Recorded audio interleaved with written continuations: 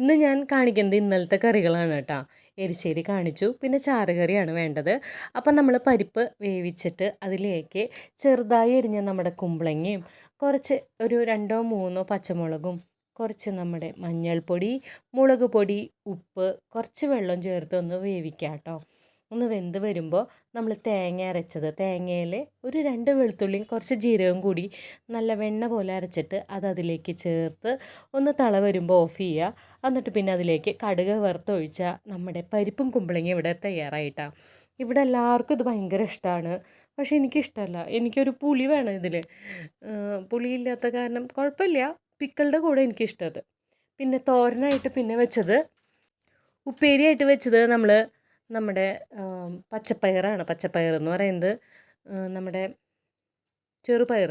അപ്പം അതിന് വേണ്ടിയിട്ട് വെളുത്തുള്ളിയും ചുവന്നുള്ളിയും വെളിച്ചെണ്ണയിലൊന്ന് മൂപ്പിച്ച് നമ്മുടെ കറിവേപ്പിലിട്ട് മൂത്തതിന് ശേഷം ചതച്ച മുളക് ഇടുക, നന്നായിട്ടൊന്ന് മൂപ്പിച്ചെടുക്കുക. പിന്നെ വേവിച്ച് വെച്ച, ഉപ്പിട്ട് വേവിച്ച് വെച്ചാൽ നമ്മുടെ ചെറുപയർ അതിൽ മിക്സാക്കി കൊടുക്കുക കേട്ടോ. അതാണ് നമ്മുടെ ചെറുപയർ തോരൻ. ഇവിടെ ഇങ്ങനെ ചെറുപയർ തോരൻ വയ്ക്കുക. പിന്നെ എല്ലാം മിക്സാക്കിയതിന് ശേഷം ഇറക്കണതിന് തൊട്ട് മുമ്പായിട്ട് നമ്മളതിൽ കുറച്ച് തേങ്ങയും കൂടി ചേർക്കും കേട്ടോ. നല്ല സ്വാദാ കഴിക്കാനായിട്ട്. പിന്നെ ചെറുപയർ ഹെൽത്തിനും നല്ലതാണല്ലോ. അപ്പോൾ ചെറുപയർ തോരൻ ഇവിടെ റെഡി ആയിട്ടുണ്ട്. നമ്മുടെ വീട്ടിൽ ആഴ്ചയിൽ 2 ദിവസം ചെറുപയർ ഉപ്പേരി ഉണ്ടാവും. കാലത്ത് 2 ദിവസം കടലുപ്പേരി ഉണ്ടാവും, പിന്നെ 2 ദിവസം മുതിരുപ്പേരി ഉണ്ടാവും കേട്ടോ. ഇങ്ങനെയാണ് ഒരു ഓർഡർ മോർണിംഗിൽ. അതിൻ്റെ കൂടെ പിന്നെ വെജിറ്റബിൾ ഒരു തോരനും ഉണ്ടാവും, പിന്നെ ഒരു ചാറുകറി ഉണ്ടാവും. പിന്നെ ഇപ്പം നോമ്പായ കാരണം പപ്പടമാണുള്ളത്, അല്ലെങ്കിൽ വല്ല നമ്മുടെ ഫിഷ് ഫ്രൈയോ ഫിഷ് വറ്റിച്ചതോ എന്തെങ്കിലും അതിൻ്റെ കൂടെ ഉണ്ടാവും കേട്ടോ. അപ്പോൾ നമ്മുടെ ചെറുപയർ തോരൻ ഇവിടെ റെഡി ആയിട്ടുണ്ട്.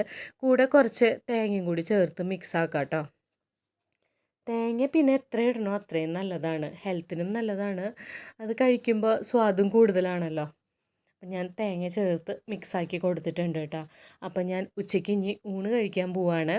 ഊണിന് വിളമ്പിയിരിക്കുന്നത് പരിപ്പും കുമ്പളങ്ങയും ചാറുകറി ഉണ്ട്, പിന്നെ ചെറുപയർ തോരനുണ്ട്, എരിശ്ശേരി ഉണ്ട്, അച്ചാറുണ്ട്, പിന്നെ നമ്മുടെ സ്വന്തം പപ്പടമുണ്ട്.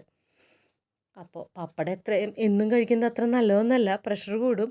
എന്നാലും ഈ നോമ്പ് കാലത്തെ പപ്പടം ഒരു ഒഴിച്ചുകൂടാൻ പറ്റാത്തൊരു ഐറ്റമാണ് കേട്ടോ. അപ്പോൾ ഞാൻ ഊണ് കഴിക്കാൻ പോവാണ്. അപ്പം നിങ്ങളെല്ലാവരും ഇതൊക്കെ ട്രൈ ചെയ്യാം കേട്ടോ.